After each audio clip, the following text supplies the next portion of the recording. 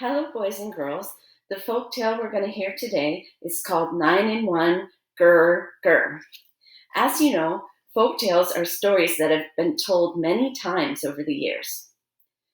This one is told by the Hmong people of Laos. Leah Young heard this story when she was a child in Laos. Leah told it to Kathy Spignoli, who wrote it for this book. This tiger wants to know how many cubs or babies she'll have. She asks the great god Shao. Let's find out the answer to the tiger's questions. And a folktale usually has a lesson, so listen for that too.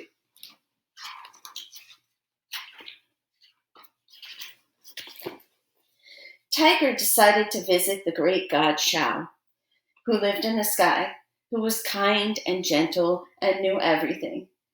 Surely Shao could tell her how many cubs she would have. Tiger set out on the road that led to the sky. She climbed through the forest of striped bamboo and wild banana trees, past plants curved like rooster tails, feathers, and over rocks shaped like sleeping dragons.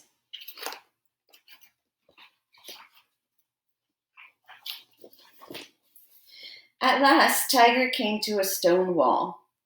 Beyond that wall was a garden where children played happily under a plum tree.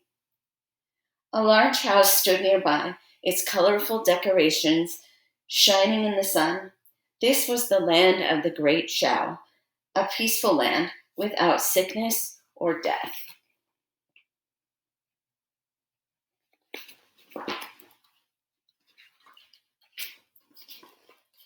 Shao himself came to greet Tiger. The silver coins dangling from his belt sounded softly as he walked. "Why did you come here today, Tiger?" he asked gently. "Oh, great Shao," answered Tiger respectfully. "I am lonely, and I want to know how many cubs I will have."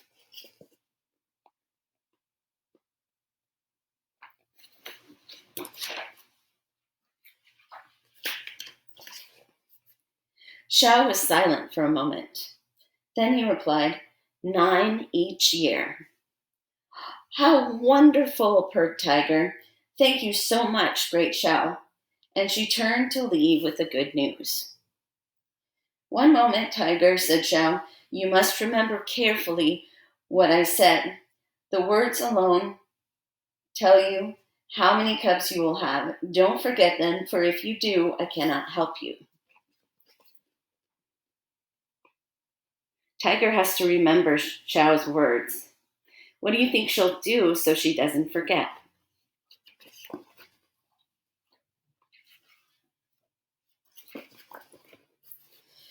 At first, Tiger was happy as she followed the road back to Earth. But soon she began to worry. "Oh dear," she said to herself, "my memory is so bad. How will I ever remember those important words of Shao?" She thought and she thought. At last she had an idea. "I'll make up a little song to sing. Then I won't forget." So Tiger began to sing, 9 in 1, grr, grr, 9 in 1, grr, grr.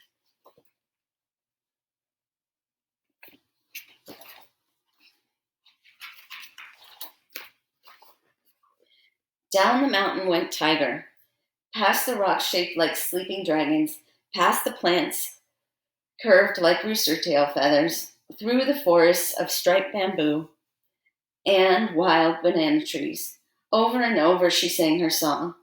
9 in 1, grr, grr, 9 in 1, grr, grr.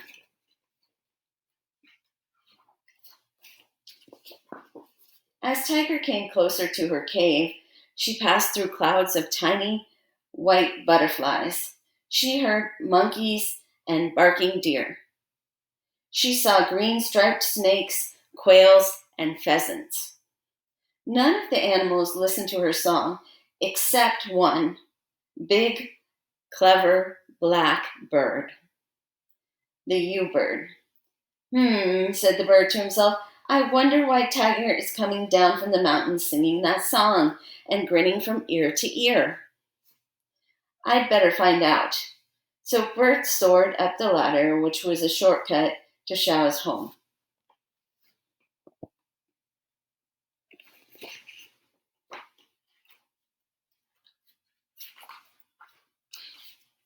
Why do you think Bird wants to know why Tiger's singing? Oh, why is Xiao? Asked Bird politely. Why is Tiger singing over and over? 9 and 1, grr, grr, 9 and 1, grr, grr. And Xiao explained that he had just told Tiger she would have 9 cubs each year.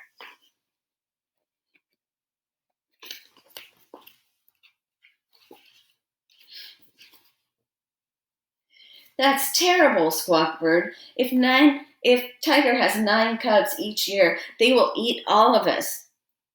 Soon there will be nothing but tigers in the land. You must change what you said, O great Xiao.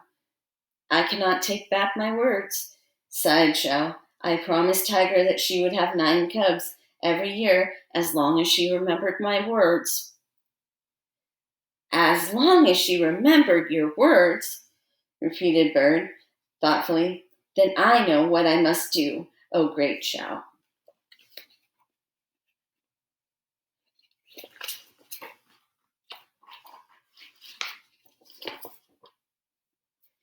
Bird reached her favorite tree as old grandmother sun was setting, just in time to hear Tiger coming closer and closer and still singing. 9 and 1, grr, grr, 9 and 1, grr, grr. Tiger was concentrating so hard on her song that she didn't even see Bird landing in the tree above her. What do you think Bird's going to do?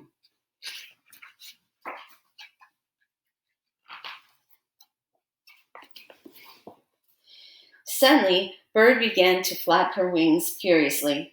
Flap, flap, flap went Bird's black wings. Who's that? Cried Tiger. It's only me, answered Bird innocently. Tiger looked up and growled at Bird. Grr, grr, Bird. You made me forget my song with all your noise.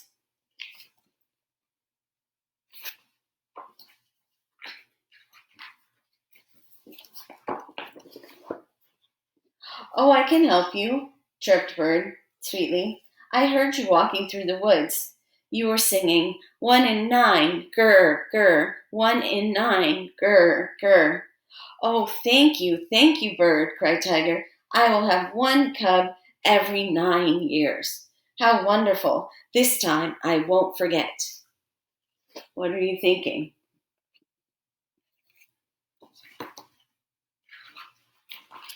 So Tiger returned happily to her cave, singing 1 and 9, grr, grr, 1 and 9, grr, grr.